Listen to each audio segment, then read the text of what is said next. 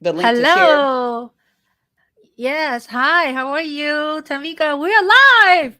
We're live. Hi, everybody. This is exciting. Yes. Yes. So, yeah. If you want to share the link, just ask them to. I can give it to you in the chat, but Yes, the please. I private. want my loved ones to Oh, tune okay. in on Facebook Okay. for sure. Yes. Facebook. I already tagged you just Oh, five good. minutes Oh, good. I can before. just share it from there. Even Yeah. better. Yeah. Yeah. Okay. Facebook is. So, how's everything? Everything is fantastic. Yeah. I'm feeling good. I'm so excited to be with you today. Yeah. That's wonderful. So, now let's talk about you are so artistic, you're a writer, and you become director after, being have a communication degree and journalist. So, did you use any of your degrees to pursue right now what you're doing? Is there anything linked? You know what? Because I am so big on college, and I have a 19-year-old who I'm nudging to go to college. I always try to look at the link between the fact that I did go back to school, because I went back to school in my 30s and graduated like in my early 30s with two kids, Oh and my it was important goodness. to me to get the degrees. However, even when I went to school, I was pretty sure I wanted to be a screenwriter. And clearly, you don't necessarily need a degree to become a screenwriter. You just have to Uh, learn screenwriting. But I do think that me having a degree put me in the rooms that I'm in, so that people took me more seriously, because I kind of, snuck in through creative consulting. Like, so once I had the master's degree in journalism, one of my first opportunities was that I was able to be a creative consultant for BET Networks. And I don't think that if I, didn't have my degrees, I could have had that conversation with the job skills that I had at the time. I yeah. wouldn't have been able to do that. So yes, even though it's not a direct thing, it definitely helped me on my way. And I use That, it every day. I'll write every day. yeah. That's wonderful. That's wonderful. So you were born in Washington D.C. Now you live in Los Angeles. Yes, that's correct. Wow. Hmm. That's a is a big change. Like when did you move to Los Angeles? So yes, it's a huge change. They're like night and day. Back in DC, which is my hometown, which I love, but I just never really felt like I fit in, Uh-huh. because I was the only person who did or wanted to do what I do. Like, I didn't know anybody else that wanted to move to Hollywood and be a Hollywood writer, or write for TV or write Uh-huh. films.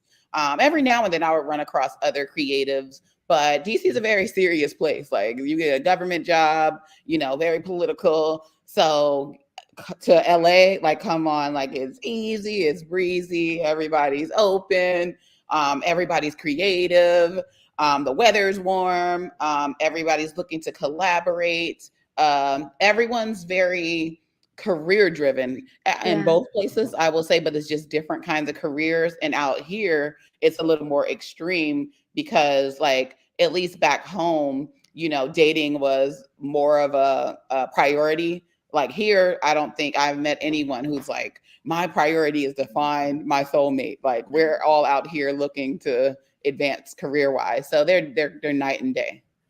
Wow. And you have sunshine Oh and yes, much that laid helps. back. Yeah, You much laid need it. back. You need it Yeah.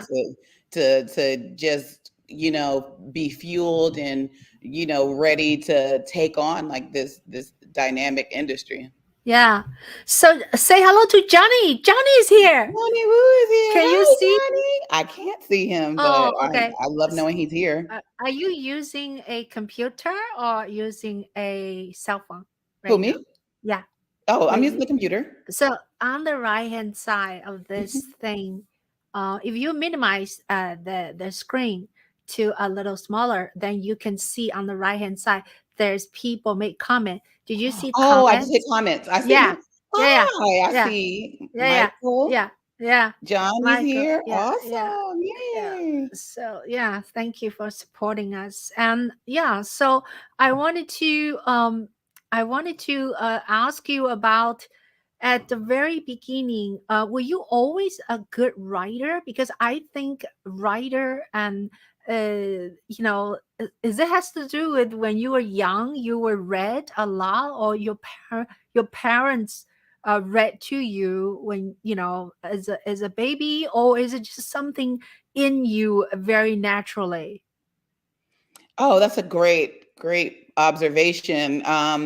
For me, yes, I was a very strong writer even as a child. I was an avid reader. I loved reading. I loved reading more than I even loved television at the time. So I can see the connection there. But my mom is also a great writer. She's my favorite writer. She's so good. Like if she really like wanted to pursue it full time, like I think she would be like one of the top writers. She's just really good with storytelling. So she's someone that to this day, anytime I have a project, I'll run it by her. Like, what do you think? And she's really good with descriptions and yeah, very good. So So yeah, that's like it was come since I was that young for sure. that's in your gene. Yeah. Yes, it's in So my genes too. yeah.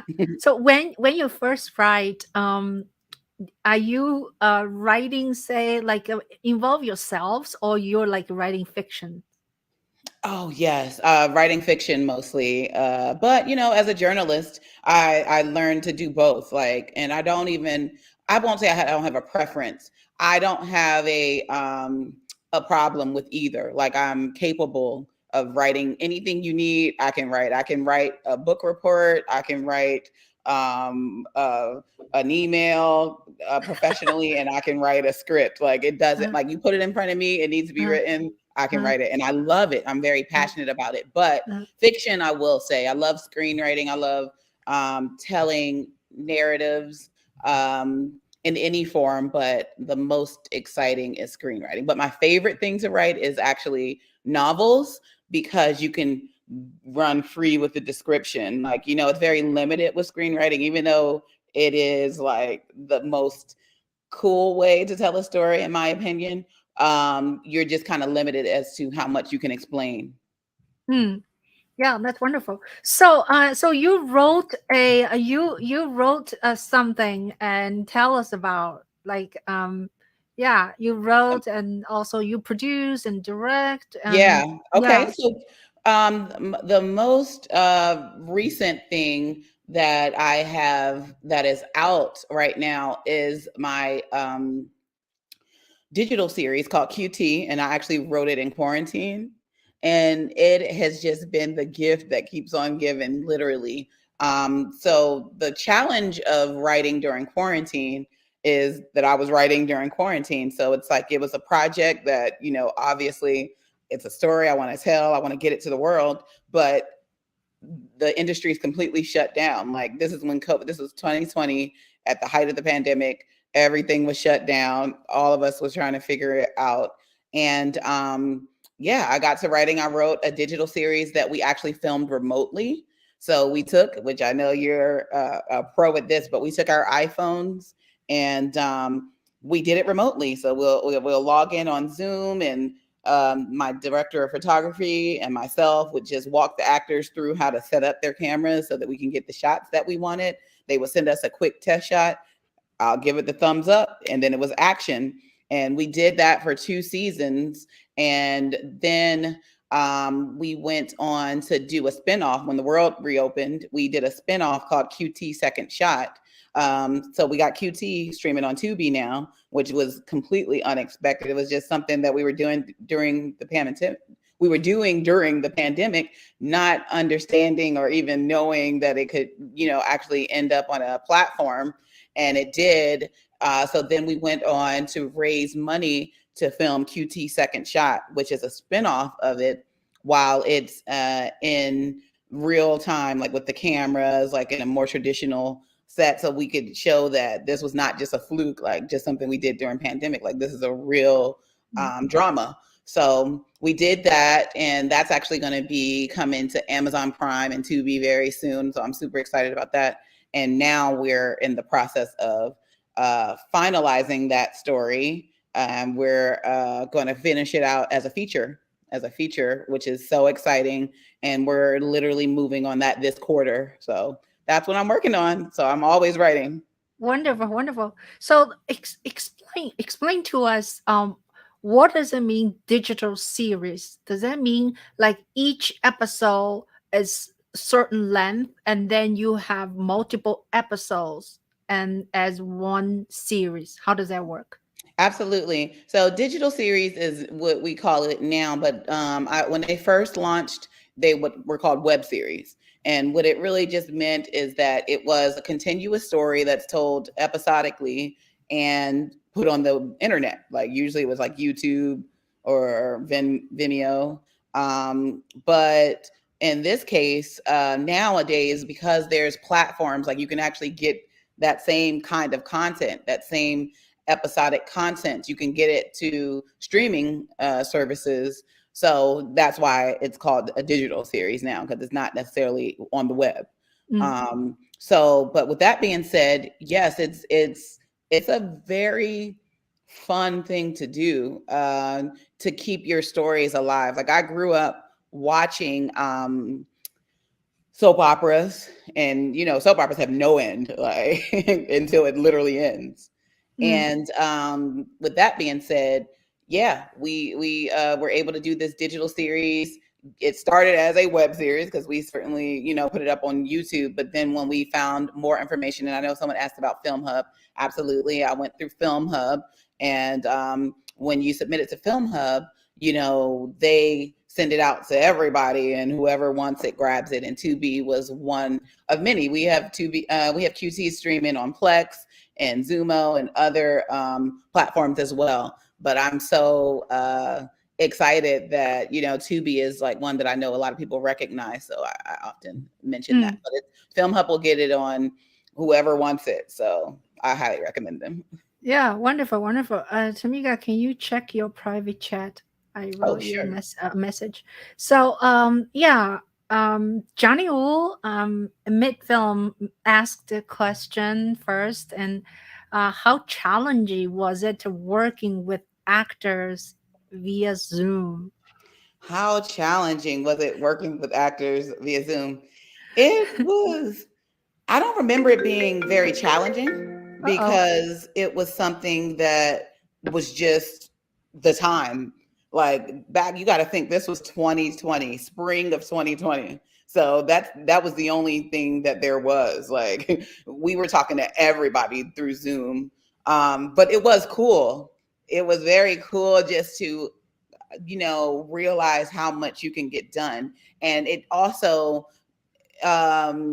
instead of it being a challenge for me, it actually changed my business model a bit, because prior to that, I would rent locations and print like scripts by the dozen to have like these buy all this food to have like these table reads of projects. And and being when we were unable to accommodate that anymore, and we started doing table reads on Zoom, like that just changed everything for me. So I actually learned to really appreciate that, and it also gave me an opportunity to give people to cast people who were not normally able to be cast because they aren't in Los Angeles.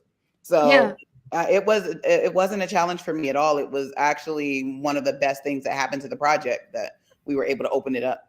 So I actually checked your series on Tubi, and I did not know is enough because it's during the pandemic. Like you have to do that. It Yes. was like it was almost like your intentionally to capture this period of time Yep. where people just use Zoom to communicate. So Yeah. it's very effective actually. So I, I is it okay if I play a little bit? Please. I'd Okay, love I that. can share. Yeah, yeah. Okay. Um, let's see. Wait. Oh, I lost it. No, this one. Yeah, yeah. Okay. Let's see. Okay. Awesome. Awesome. Awesome. Okay. Is it are there any because at the beginning you have music? Do you think I'd be trouble run into No. copyright issue like your music? No, it should be fine. Oh, okay. We've Okay. credited them, yeah. Yeah. Yeah. Yeah. Yeah. Okay.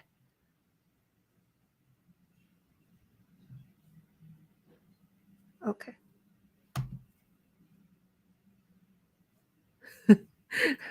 Where's the button? The That's how it button. was. Of Yeah. all the staff, you see who's missing from this meeting. So, how are you all adjusting to the stay-at-home order? I'm well, stocked up on food. Just wanting to see how this is all going to pan out. How about you? I'm about the same. I got a 4-year-old, so we stay on top of the food and disinfectant wipes, which is good because I tried to pick up some last-minute things at the store last night, and shelves are empty, like ghost town, and I stood in line for like an hour. How about you, Janelle? Oh, I apologize. I'm doing well. Yeah, I'm doing well, actually. I have a date tonight. You didn't tell me that. The guy from the gym? Yeah, Aaron. So how do you date someone during the pandemic? That's funny. Yeah, that's what this whole episode is about. Oh. So they have to watch the whole Oh. episode to see Oh, how okay. you dated during the pandemic. Yeah, yeah. Okay. Cool, cool, cool. And I have the scroll down here with the Yes, to check be- it yeah, out. Y'all yeah. please check it out and let me Yeah. know what you think. Yeah, okay, I will. So yeah, that's very interesting. Now, how did you shoot this? Like they all look so sharp. Like, Thank do you you. use a camera and facing a computer? How does Well, that that's so funny. So that's the coolest thing about QT. And thank you for playing that because sometimes you get away from the work, right? Because at some point it becomes work. But at that time, that was at its purest state because we were just looking to do something cool during the pandemic. And so to answer your question, like how we achieved that look, we were learning as we went along. So for that very first episode, that is actual footage that the actors individually took on their phones, and our DP/editor created a simulation to make it look like a Zoom. So that it's going to look super crisp. It wasn't until about our third or fourth episode where we realized that you could actually record within Zoom. And thank God, because for that next episode, we had like a Zoom that had like 16 people on it or something like that. It was a lot. So for him, he would have had to, he would have went up on his rate, I'm sure of it. If he would have went up for sure on his rate if he would have had to recreate all those different Zooms or what have you. Oh, that's interesting. That's interesting. Yeah. So now Johnny would ask another question. Okay. Let's say, do you you already said that. Do you got into Tubi using Film Hub? So for Yes. some of us, my film is on Film Hub as well. Mhm. I don't know how you feel. Well, maybe you're a writer. It's easy for you. For me, the deliverable is a lot. It's a challenge. Yeah. No, it's a lot. Yeah, it's a lot. But it's worth it because I've done it I have a couple of projects with Film Hub. Oh, okay. Okay. And yeah, I just have to mentally prepare myself. For me, the biggest challenge is getting the photos just right. And you would think that I would just learn from each time, but nope, each time they kick it back like, hey, gotta be this way. It's like, why don't I just write this down somewhere and remember how to do it? Yeah. First time I just paid someone to do it. I'm just like, can you do it? Oh, you did? Oh, because they had projects through Film Hub too. So somehow they got theirs cleared. I was like, whatever you did, can you do for mine? Yeah. So that's the biggest challenge for me. But even with that, like they're very helpful and they'll walk you through it and tell you like this is the correct way to do it. Yeah, that's wonderful. It's operator error, it's all me. But yeah, no, the deliverables are tough, but it's worth it. Yeah. So we'll tell people what does mean deliverable. That means when you apply for Film Hub or when you deal with distribution companies, they want a deliverable, meaning a packaging of materials has also they want your poster in 6 different format, Yeah. just in case if it's for movie poster or DVD or whatever, something else. So like 3x4, 4x whatever, 16 Yes. by No 9. text on these and text on that one. Yeah. Yeah. Some poster has been plain, just the word. But if you look at the, Tamieka, if you look at the Netflix, all their like you call thumbnail, Mhm. it's very clean. There's It no is. director. There's no nothing. It's just Yeah. a big letter of film, right? You're right. You're Yeah, right. I never yeah, paid attention to that, but you're yeah, absolutely right. yeah. And I think they don't only when you make a poster for like when you go to a festival or movie theater when you Mhm. want to promote, then you can put Laurel on it and you can You're put director's right. name. Yeah. And they put that on Netflix like that with the laurels on it? No, they Oh, don't. Netflix, they but don't. Yeah. you're saying But through Film Hub? yeah, Oh, okay. yeah. Only That's if nice. your movie goes to movie theater, then there's a lot of prints, on your True. poster, like Yeah. even producer's name or star name or whatever. Yeah. Yeah, So it's very, very, very nice. Yeah, it your is. position is nice. Okay, So good. Thank you. let's talk about what is you writing blog? I try to find your blog. Where can we find it? You write. Well, they're published all over the internet. They were at different times. I don't have a set blog like I really should. So it's something I do whenever I'm asked to. So for the longest time, I was actually blogging for this publication called Pull Magazine, Mm. which was really cool. And someone just mentioned today starts Black History Month. It was a Black publication Yeah, about Black issues. So yeah, I wrote with them for many years. And then that was actually what encouraged me to actually go and finish school for journalism because I was blogging and doing articles with them so much. But I had my own blog a while back, and I generally blog about dating and relationship issues. mhm. And yeah, I got to get back to it. So, So but so it's not you that I need another thing to do. so you wrote a novel. It says like a moth to a flame. It's Yes. about relationship. So what is it based on? Is that your own experience or you totally just made up the story? Well, it is definitely a work of fiction. It's a novel, and it's actually about a coming of age story of a young girl falling in love with the first time with the most popular football guy at school, but she also has a crush on her mentor, who's a young teacher as well. So it's her story as she journeys and navigates like what love really is. And I hope to make it a film one day. I know I will make it a film one day, so I'm excited about that. Yeah, that's wonderful. So speaking of Black month, Black History Month, and how appropriate to have you on. Today's the I first know, day. I'm honored. Thank Yeah, you. yeah. And also last week, actually Sunday, I also featured a Black woman, Doris, I loved her. producer. Yeah. Yes. So can you imagine the Black History Month actually already in 54th year? It's like Wow. yeah. So it's Isn't not that like amazing? it's not like a same a new thing, and No. and today I watched yeah, it's, last week this sad episode, right? A sad event that Tyrone was killed. Yeah, Yeah. that and Heartbreaking. I know. So it's like it happens too often, but this time it's a little bit strange because it's not like a white people, Yeah. right? Yeah.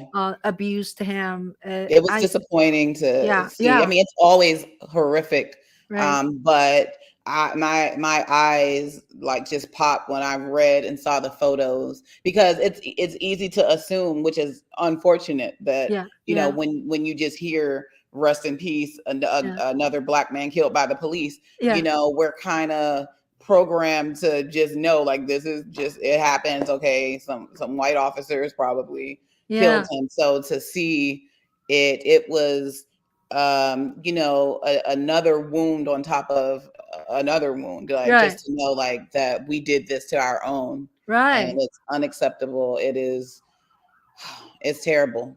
Yeah. All of Yeah. it. That's terrible. And today they had a ceremony. It was broadcast on CNN. I saw it. Oh, So yeah, yeah. that was really, and the vice He seemed like president. such a nice man too. I know. I know. Yeah. Yeah. Oh, his That's so. life is cut short because of just ignorance and excessive force.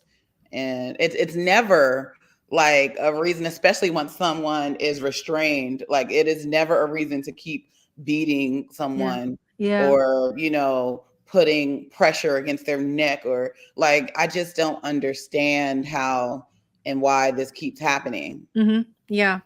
I think a part of it is the training.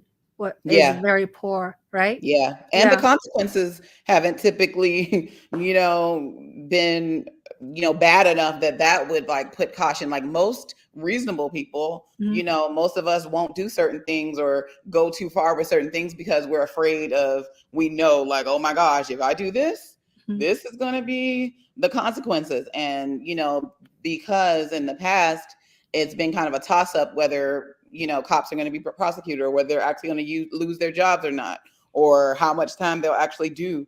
That's another reason that keeps cops unafraid, like to just apply as much force as they want.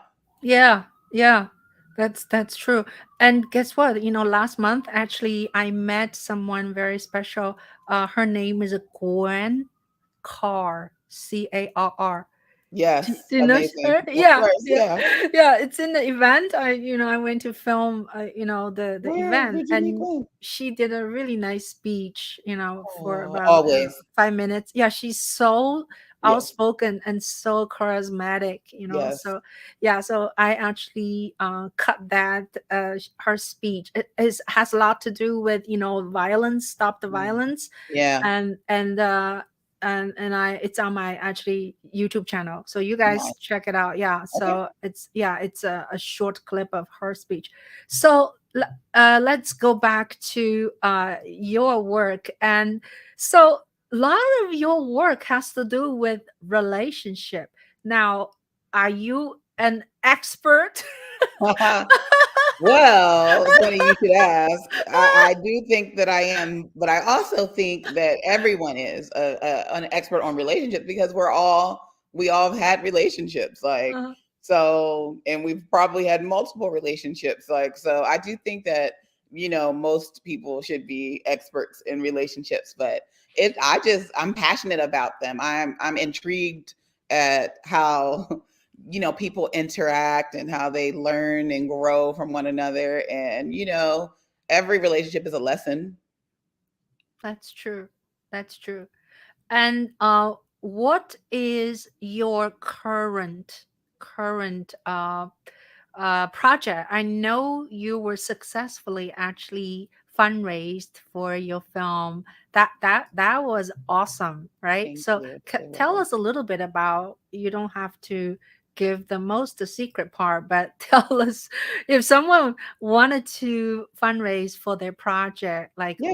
what is your advice? Oh yeah, no secrets, no secrets at all. Full transparency, because it's about community, and that's going to be your success. So this anytime that I'm talking, I'm hoping to give back and pour into the community as well. So really try to be as transparent as possible. But the secret to the success is community, like, and just understanding that crowdfunding in particular is a full-time job, meaning you have to have a designated person, and in fact persons, if you have it, who are willing to pound the pavement and actually knock on every door, leave no stone unturned. You have to really be in it, and that's for the duration of the amount of time that you're raising. So the duration of the crowdfunding time frame, every day someone has to do it, of the campaign. That's what I was thinking. The duration of the campaign. When you say crowdfunding, does that mean you crowdfund on Facebook or it's Yes, a Facebook, general word? Okay. Facebook, telephone, text, email, Oh, Instagram, I you see. name it. I You're see. crowdfunding on everything. You're tapping into your community because that's what you have. Like you would think that it would be like, oh, my friends and family.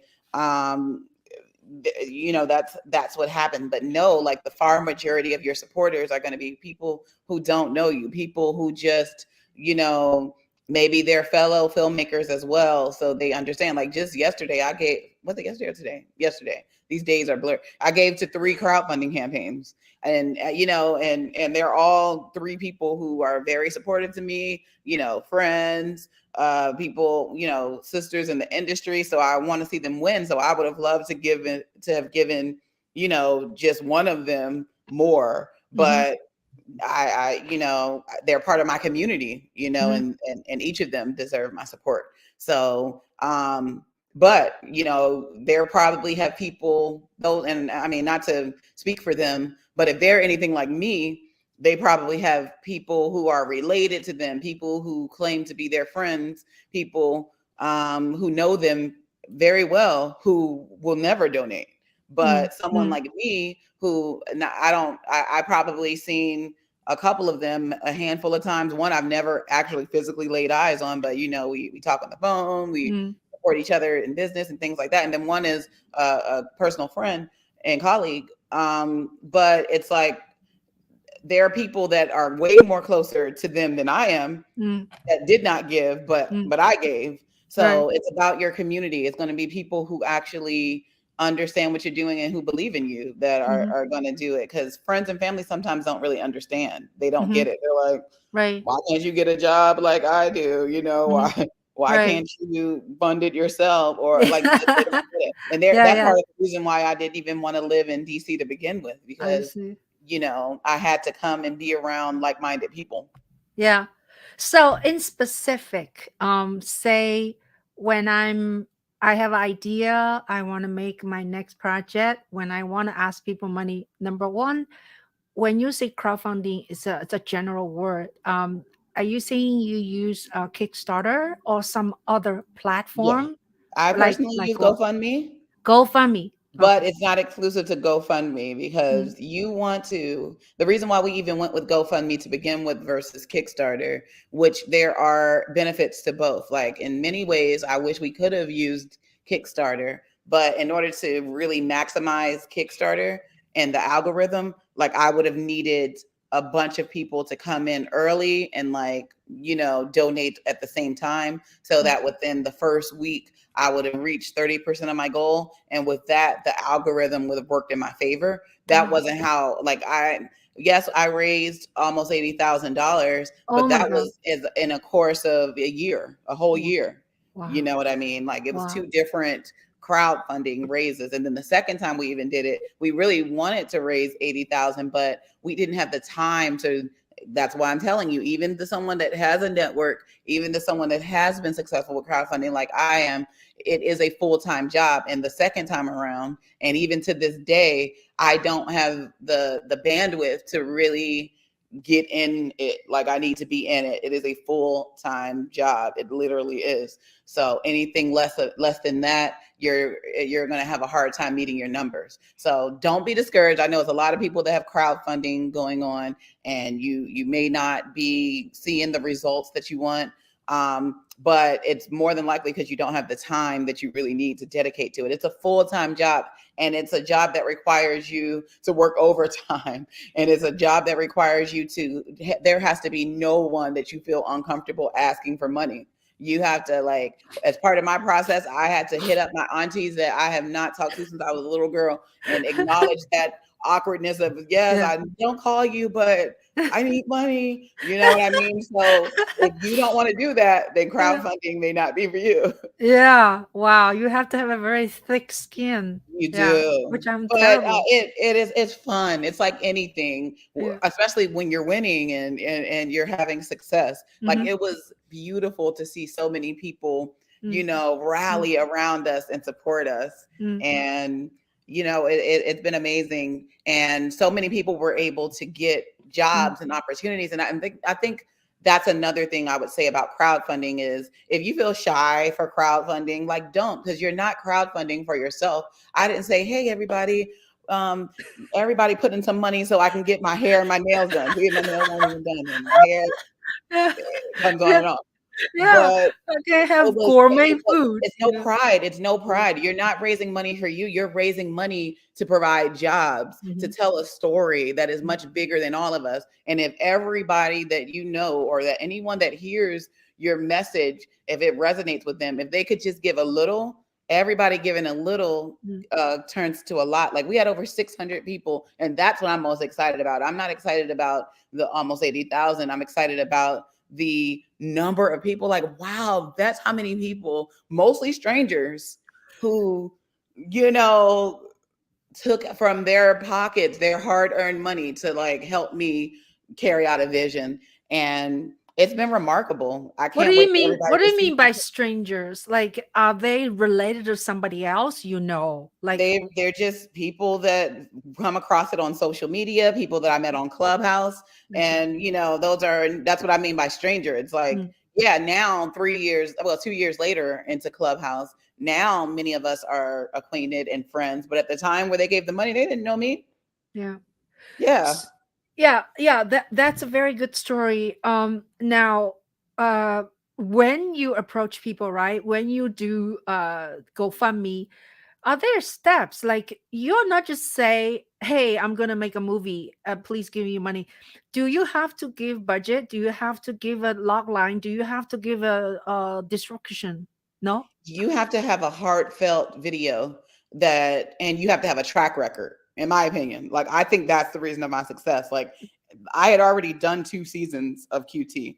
So it was, a no-brainer. Like, okay, help us finish it. Like, you can see where we started, and with your help, we can continue it. Like, so it was pretty clear that, okay, this is, I want to help. I want to be a part of this. But I will honestly say it's more about a connection. Like people are investing in you. So when people saw me on the campaign, like we had different campaigns where we had our actors, which actually enhanced it. It was fun, but it was something that they resonated with me. Maybe they heard my story. Maybe they saw me on a podcast like this. And then they're like, yeah, I would like to support that young girl. Right. That's awesome. Yeah, track record is very important. So, speaking of track record, I'm a journalist. I looked up your IMDb. You have some really nice credits. Look at this. Thank you. It's coming together, right? Yeah. Especially since I started so late in the game into Hollywood standards. But yes, look at that. That's nice. Pretty consistent. Look at the first. This picture is so nerdy. I know. You see, it says screenwriter. That was my brand back then, but now I'm a little bit more than that. I see. This one is pretty sexy. This one. Yeah, I try. The next one. Yeah. So, did you fill out the IMDb yourself, or? Yes. Yeah, it's a lot of work. I don't know. It's like so complicated. And that's not even it. I have a project that I worked on all last year that they haven't even put up the IMDb yet. And I'm a writer, producer on that as well. So that's exciting. Awesome. And that was like 10 episodes. So it's always work. And there's more. I'm still doing projects. Like I don't have one project that I'm working on, because I know you said what's my current project. Like I have 3 or 4 current projects. It's always that busy. That's crazy. Yeah. So so check her IMDb. And now we talk about with Doris on Sunday. So what do you if someone do not know what is IMDb and how important it is for filmmakers to have that? Oh, please. Yes. IMDb is the Internet Movie Database. So basically, anytime that you complete a project for television or film, usually the producer will get it on IMDb. And it's a good thing, because it's kind of like your resume. And out here in LA in particular, we don't really Google people. and if we do Google, the first thing that we're clicking on, we're Googling them because we're looking for their IMDb. So that's what we do. We IMDb people to kind of see what their track record is and to see if they're legitimate in the industry. Like, it's just almost like you don't even think of it. It's just like, oh, okay. Nice to meet you, Ching. I'm Tamieka. Okay, let me look up Ching. Like, what has she done? Like, that's just how it goes out here. And it's a good tool, but it's not all inclusive, because sometimes people do things and they're not credited, or people do things and they don't even know how to update it themselves. And then you'll have a busy producer who just hasn't gotten around to it yet, but it looks like this actor has never had anything or this writer has never written anything. So I try to keep mine up to date. And then especially if I'm producing a project, I know how important it is. So I'll try to get that done for my people right away. Oh, so in specific, can a actor under you go to fill out her own IMDb, or it has to be done by a producer? You can do your own, but that's a bad practice. Like, I would wait for the producer, and I would even nudge the producer, maybe send an email and say, hey, are you, do you know when the IMDb is going to be updated? Because I really am, looking, or I'm applying for something. Like, I'm a member of the Television Academy, voting member, which I'm so excited and proud of. And I know that they directly use IMDb to see if I had any television credits to qualify. So yeah, it is important, and you don't want to take it upon yourself and start a new page because you don't have all the information. And there's things like the movie poster, like things that really the producer has to handle, or someone from their team. You really shouldn't. But what you can do is, if they do already have a page and they just for whatever reason forgot to add you, you can certainly put yourself on there. I was trying to add something on myself, and then they ask a page, so I get a little confused. So does that mean my movie has to have a web page or not? No, not necessarily. You can just put whatever your website is. Like, if you have a website and if it's mentioned on there, you can, just put, this is the website. Yeah, exactly. Okay. No, Okay. oh gosh, no. Okay. Yeah. So anyway, now you talk quite a lot in Clubhouse about you being a mom, and I really admire you. So tell us a little bit how being a mom, like so much work, and you have two of them. So yeah, tell us a little bit about that, if you don't mind. Oh, I don't mind. I can talk about my babies all day. I love being a mother, because it's the most important job I have. Like, I have so many things to do, but the most important job I have, is being there for them and helping not only like take care of them and nurture them in their needs, but also helping nurture their dreams and, what they aspire to be. So with that, I have a 19-year-old son, and the work is not done, apparently. Like, you think they turn into adults, and then no, it's a different. You're 18 now. You get out. Yeah, exactly. Because it's a different kind of parenting. It's parenting with the boundaries of respecting that they're an adult, but also that they're always going to need guidance. They're always going to need some kind of support, and that you're just in it forever. So it's excited to have an adult child. Then I still have my 12-year-old girl, and that's been amazing. Very fortunate to have a son and a daughter in that order, because it really helps. Because my son, I've been a single mom, since the beginning. I became a mom, really, and he really had to grow up super fast and be super. People used to judge me when we first moved to LA because I had a 4-year-old and a 10-year-old who had to be to school, within the same time frame, and we were not driving, and we were coming to Los Angeles to chase this dream. So he went to school in an affluent neighborhood, which ironically I actually live in now, but we couldn't afford to live here when I first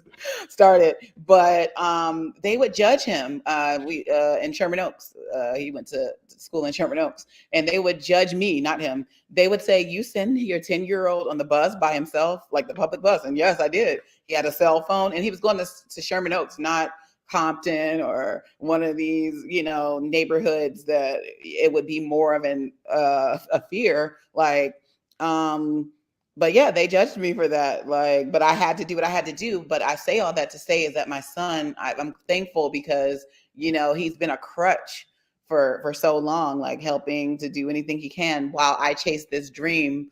He looked after his little sister, and, because I couldn't really network. I had 2 young kids, and now they're older, so it's much easier. And they're artists as well. It was actually my son's idea to move to LA. He pitched me and said, "Hey, Mom, can we move to LA so I can pursue my career, my entertainment What does career?" he do? What does He's he an do? actor, an Oh, influencer on TikTok, and a singer, an artist. wow. So yeah, Wow.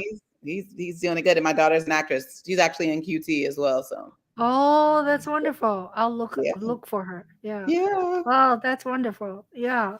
So in Los Angeles, do you live north of Los Angeles or south of or Well, east or I live west? in what we call the Valley. Oh, okay.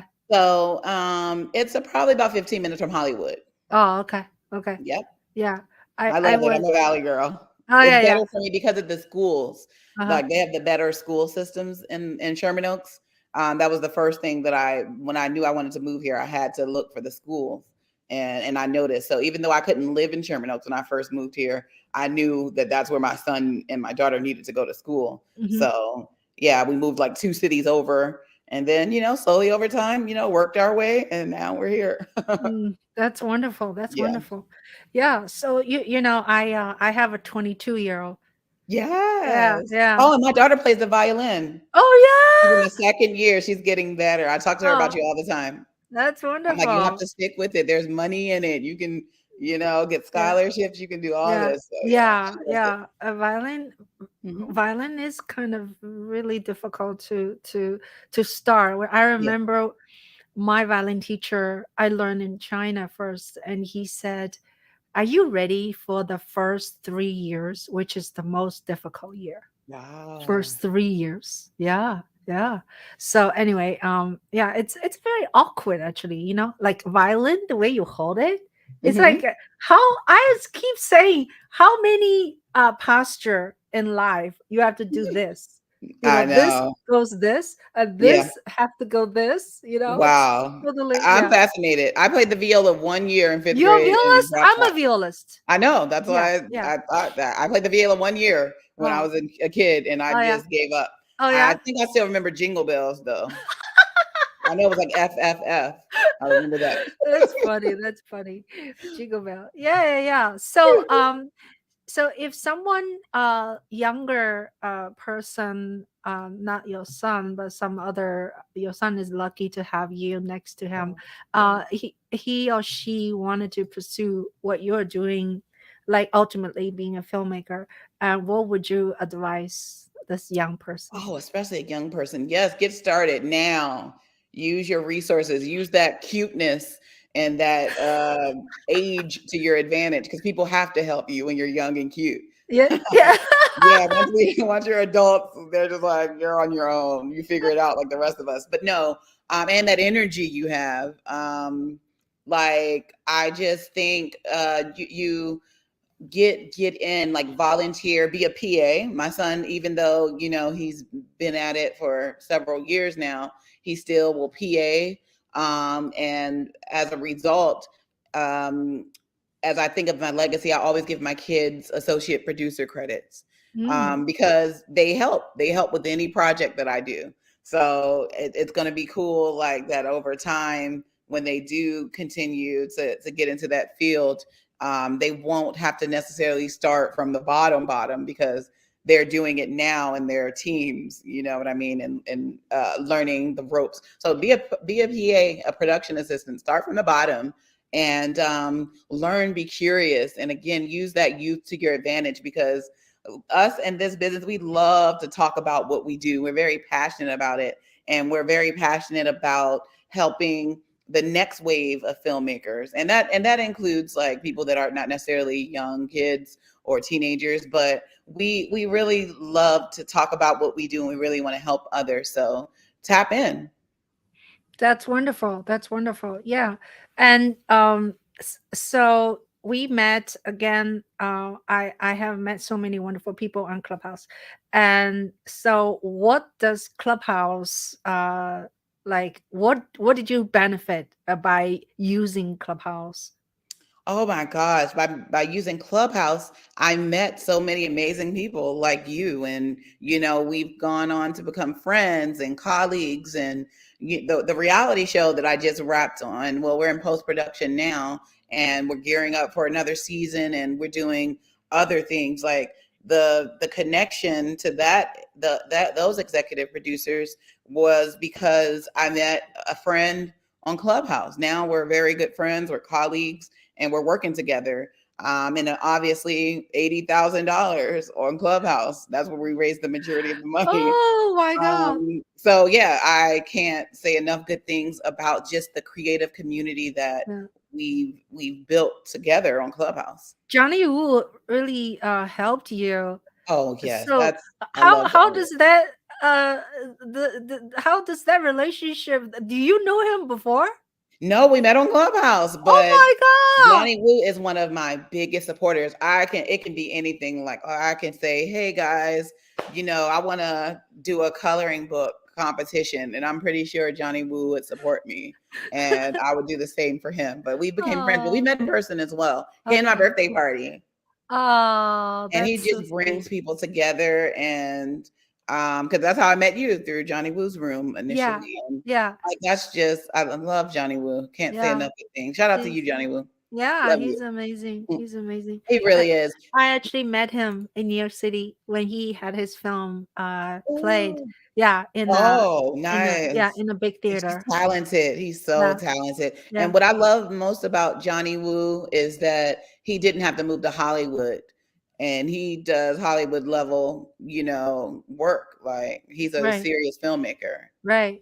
Very talented, So very that's something to resourceful. look for. That's something that people have to know, that, you can do it from where you are, but you have to really do it. You have to do it really well. Right. Because out here, we have the comfort. Like me, I don't like how you can go and shoot on your phone. Nah, I will have to hire somebody and just direct the vision. But Yeah. I can afford that laziness because I live in Los Angeles. I can go, I can probably walk 100 yards and find a filmmaker or someone that has some kind of experience. So, but if you aren't going to do that, it's harder to build a team. I'm working with someone on a project in North Carolina.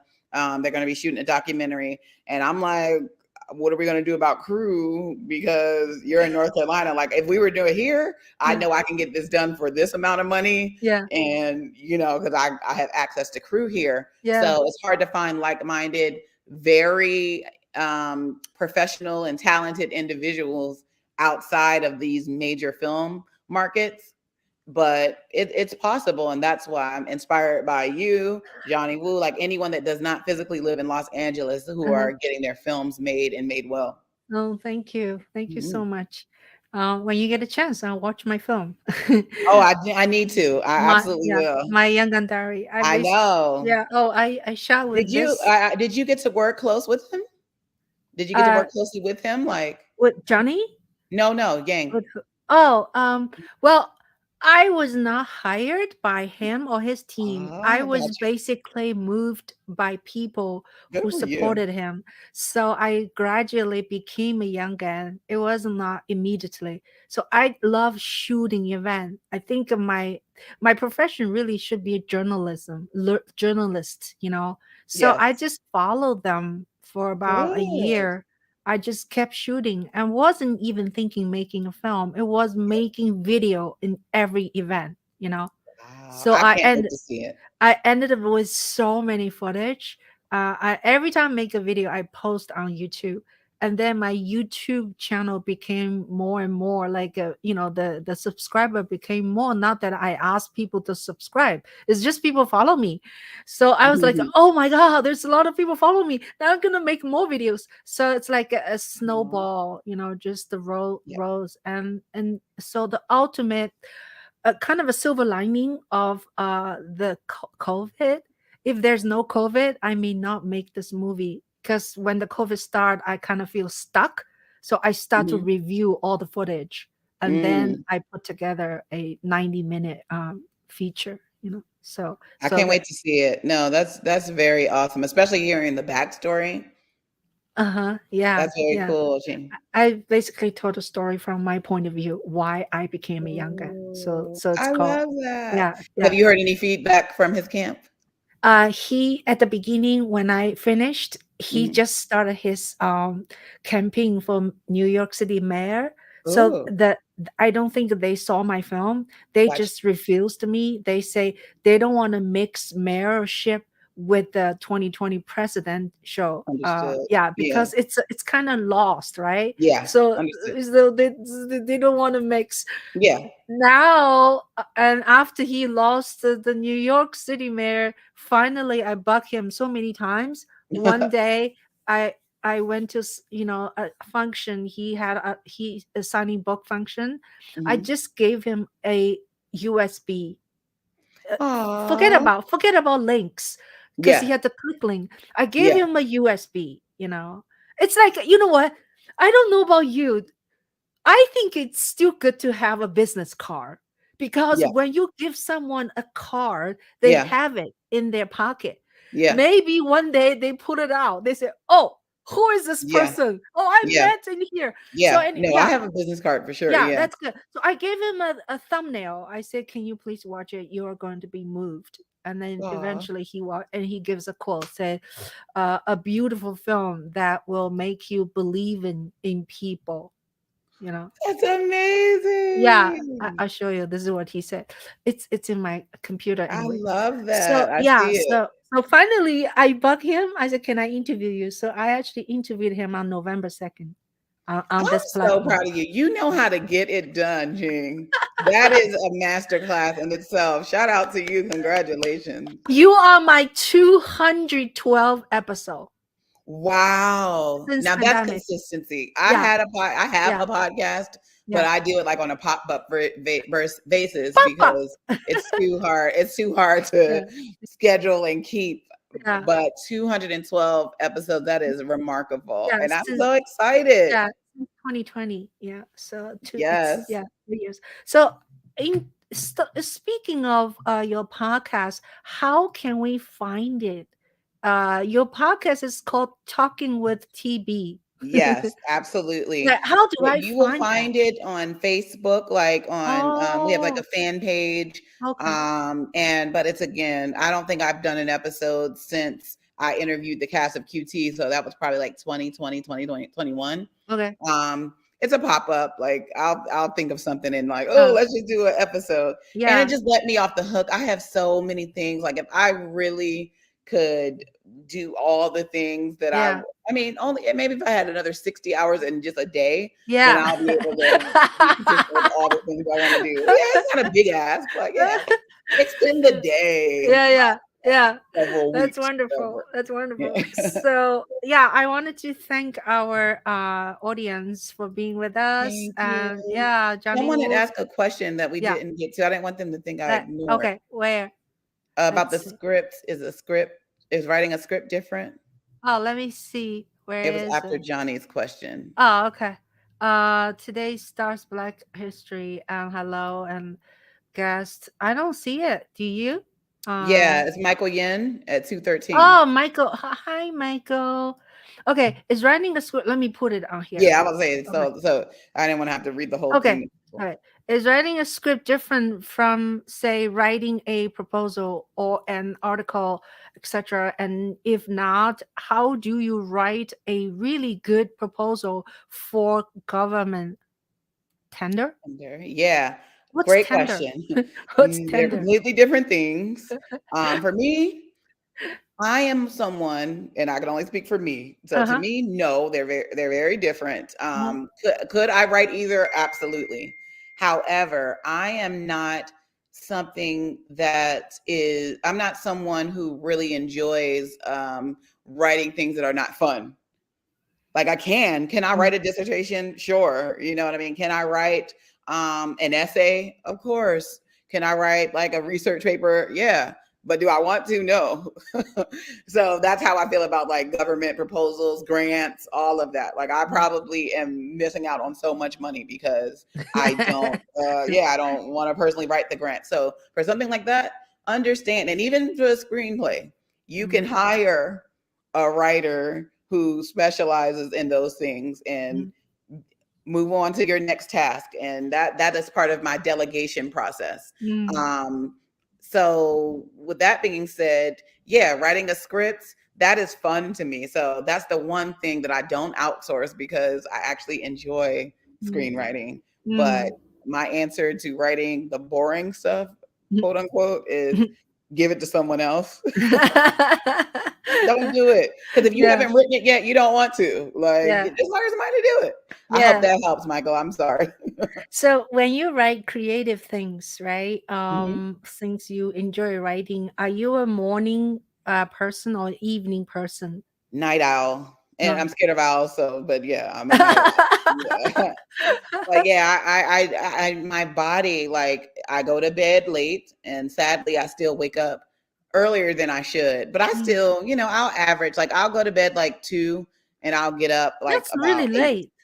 Yeah, like 1:32. But I'll at least be asleep by 2 normally. And then, but since I have a daughter who has to be at school now, 8:15, 8:30, like I'm up. And once I'm up, my mind can't shut off. Like it's a miracle that it was even able to shut off those hours so I can actually get sleep. Now I'm up, the sun is bright. I think of all the things on my task list that need to get done.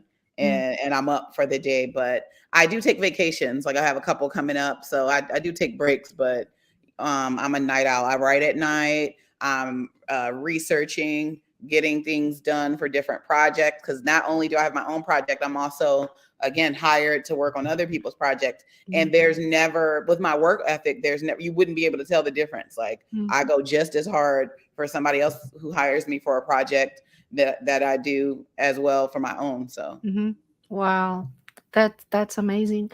And last official question, would you like to do a rapid fire after our thing, like for 5-10 minutes? 5 sure. minutes? Okay, It's like now.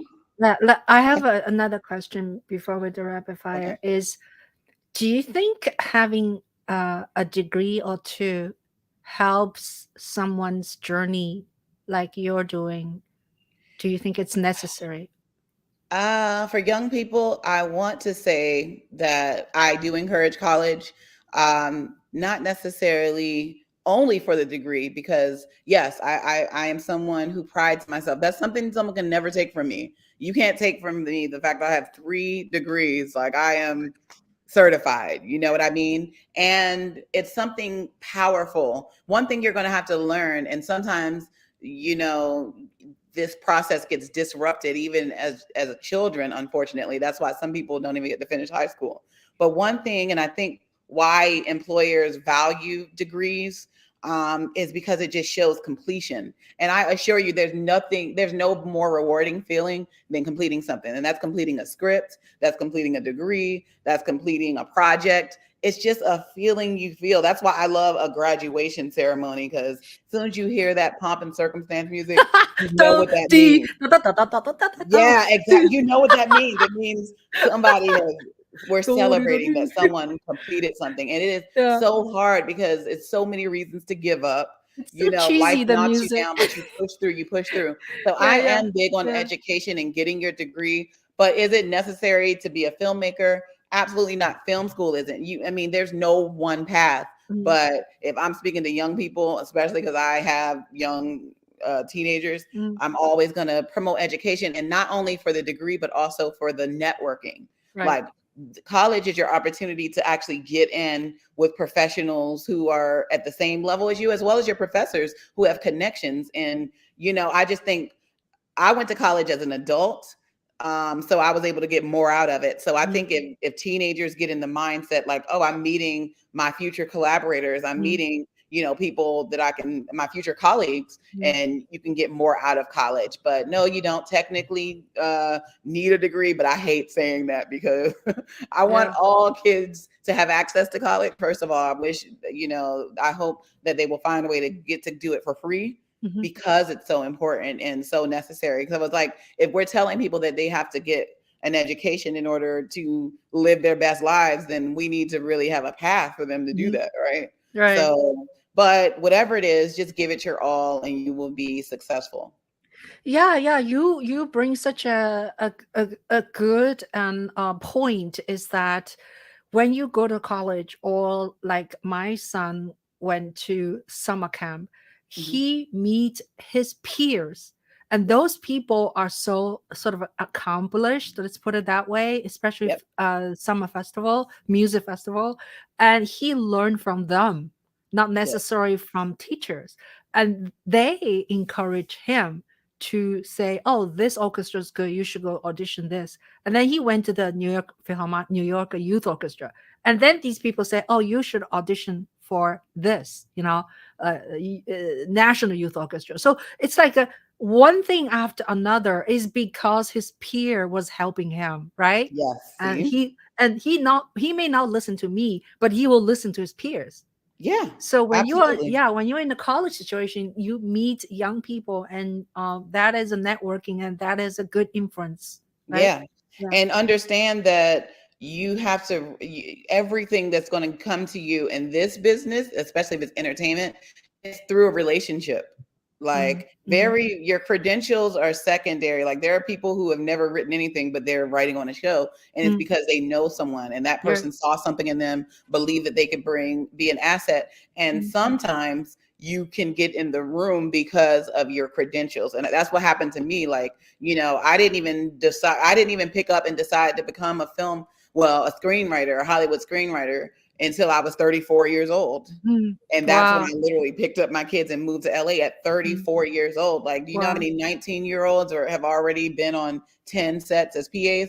At 34, that with two young kids, that wasn't an option. I couldn't work 16-hour days getting people coffee. Like I had missed that point in my career. So that means I had to be very strategic, and I had to really rely on connections, not just networking. I had to take it to the next level and make people see that I am talented, make people see that I am a go-getter. And sometimes just realizing that, dad, she went to college, she even to grad school, like even as an adult, like, and she saw it through. I had every reason to quit. I could have told any of my professors, I'm a single mom, I don't have time for this, I don't want to do it. You know what I mean? But I stuck with it, and that says something about my work ethic. So yeah.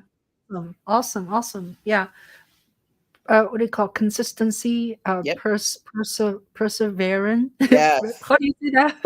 All of those things all those things are you can see that you have to have those things if you finish a degree program. Right. Or if you finish a script, or if you finish something. The key is to finish. So whatever that means to you, be it a degree, which I hope everyone gets, but if not, you got to finish a script, because life, we can let ourselves off the hook so easy, especially living in America. Like if we don't want to do it, we don't do anything we don't want to do. Like it's just too easy to just not finish something. And I'm like, hey, if I don't want to, if I don't do it, I don't do it. No one is going to police you. Like even in college, that's what you learn. And my son learned that this was his first semester. This is coming up on the second.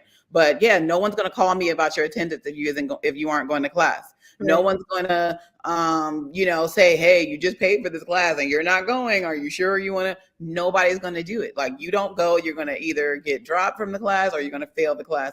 They have their money in the discussion. Like no one is going to hold you accountable. So just your perseverance, your consistency, that's what you're relying on to finish anything in your adult life. That's just what it is. Yeah. Credibility, right? Also. Yes, that gives you credibility. Yeah. That's awesome. Yeah. If you're somebody that quits everything, sure, no one's going to stop you, but no one's going to necessarily trust you. Right. But that's the thing. Okay, you don't want to do this, you don't want to do that, but you want investors. An investor, or even for crowdfunding, no, you don't have to show them budgets. Well, crowdfunding, you don't have to show budgets or Yeah. plans, but you got to have some kind of credibility. Right. Or you need to show that. You need to say, hey, this is exactly what I'm going to do. But if people see that you already done it before, they're just going to trust you and be like, here. Sure, Yeah. absolutely, I got you. Yeah, definitely. So how about last word, like a clubhouse, and we'll do our rapid fire. So do you have anything you want to people remember, or anything as important message? Absolutely. I really think we just kind of got into it. So I will just say, like, just whatever dream that is yours. So protect it, like guard it, just like you have a newborn baby. That's what your dream is. Like, that's what you have to look at it as. And you nurture it, because whatever you don't nurture cannot grow. So if you're spending most of your time 9 to 5 working for someone else, helping them with, make even more money, you have to like nurture your dream in the same way. You have to make that time, and you have to, believe in yourself and bet on yourself. You have to put resources into yourself. You have to make the time to make connections. Like, sometimes I know I'm definitely someone that I'll in a minute, like, hey, I'm not up to it. You know what I mean? I don't want to go. I can't do this. But you got to push through your comfort zone, because that's where success often lives, outside of your comfort zone. Like, I wish you could just couch surf your way to the good life. Like, maybe you can, but you'll have to invent that way, because the most of us have to get out there and get it. So nurture your dream, get out there and get it. Whatever you want is yours. It's doable, and it's never too late. I was 34 when I even got started. Now I'm 42, and I'm still on my path, but I've had so many wins, and I'm in such places that I could only dream of before. So I just wish nothing but success, joy, love, happiness for everybody. Thank you. So well said. Now I wanted to, let's see, what's my last word? I always say that do that one thing will lead to another. I like that. Yeah. I love that. Thank you. Yeah. And so our bios is going to be in description below. And so this podcast is going to be live probably 5 minutes after we are done. So people who cannot be here right now, you can watch the replay, and you can share this link to people. And like I said, I do this interview almost every Wednesday, 5 p.m. Eastern time. So Nice. if some of our guests hasn't subscribed my YouTube channel, and maybe consider subscribe. So, and you can and also people in here, maybe you can like this, give a thumb, and write a few kind of comment, not in this chat, is a chat, but in the description below, you can make a comment. So if you can make some comment, that would be nice. So we're going to do rapid fire. Okay, it's like fast question, fast answer. Okay. Okay. Any recommendation for a book you just read recently you think we should read? One of my favorite books that actually, I'm big on like having my own mentors, even if they don't know me, and that's Shonda Rhimes. So I would recommend reading her book, The Year of Yes. The Year of Yes. Thank you. What is your favorite color for your nail? Red.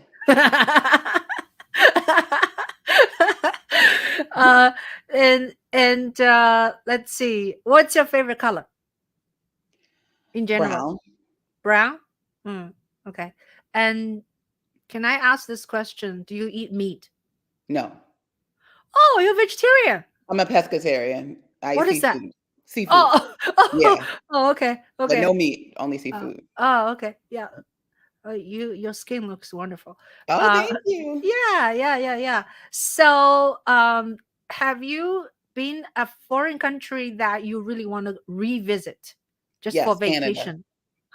Canada. Canada. Oh, okay. And if you win $20 million, how would you spend? I would invest in my films and I would give to charity. That's awesome. What would you want your children eventually, other than being actors, what else do you expecting from them? Being people of high integrity and being happy and healthy. Awesome.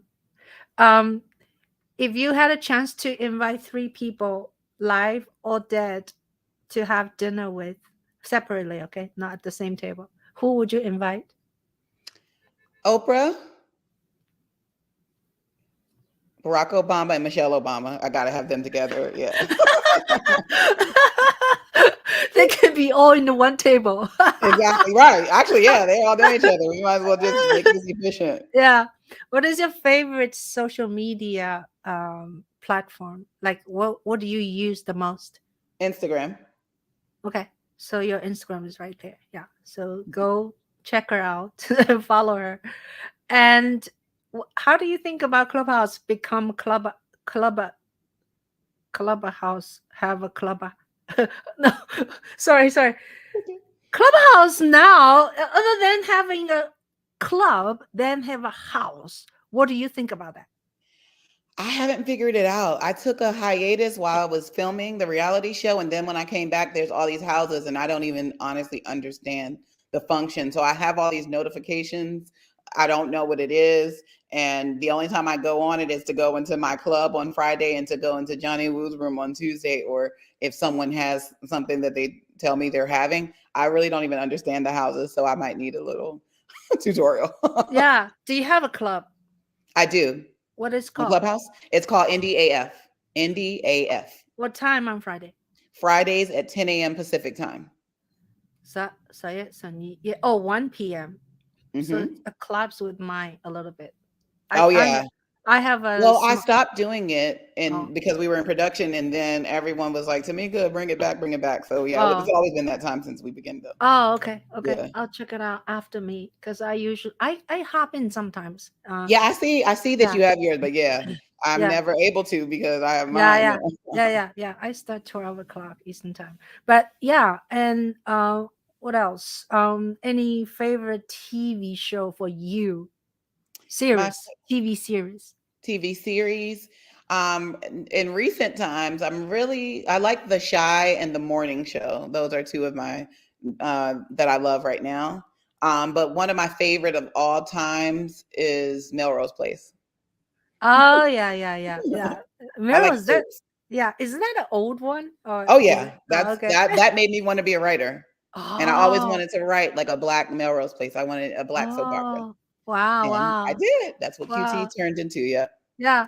So in the Oscar, do you have any comment? Have you seen the best direction for Oscar, and which one you think will win?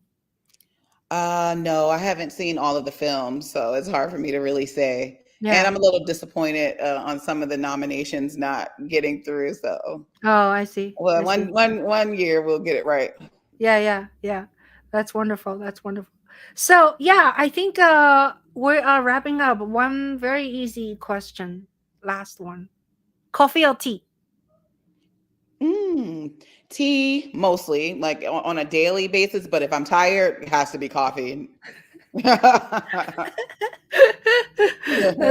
That's interesting, because I thought you would be a coffee person because you're always full of energy. Yeah, it makes me jittery, but sometimes if I'm like going to be on set, it's Yeah. coffee. But in my daily life, tea. That's wonderful. So Tamieka, the I wish you the best. I can't wait to see your new episode, but I will check the old one. Same. I can't wait to see the documentary. Congratulations. Please. Yeah. Okay. Yes. Thank you so much. And let me see. Our friend Mark says the actor who played a famous TV ad once said, "College doesn't fill an empty mind, but it opens closed mind. A college degree still has value, even if not everyone needs or wants one." Yeah. Well said. Well said. Thank you. Yeah. Thank you so much. And we're going to close this and have a great, great evening and afternoon for you. Thank you, Ching. This was Yeah. amazing. So You're nice chatting welcome. with you. Yeah, nice to have you. Yeah. Okay. Likewise. Bye, Tamieka. Bye, Bye, Ching. everybody. Bye, Bye, everybody. Thank you for watching. You're welcome. Hey, you guys. Thank you so much. I'm going to say goodbye to you and see you next Wednesday. And have a nice evening, afternoon, or morning. Bye now.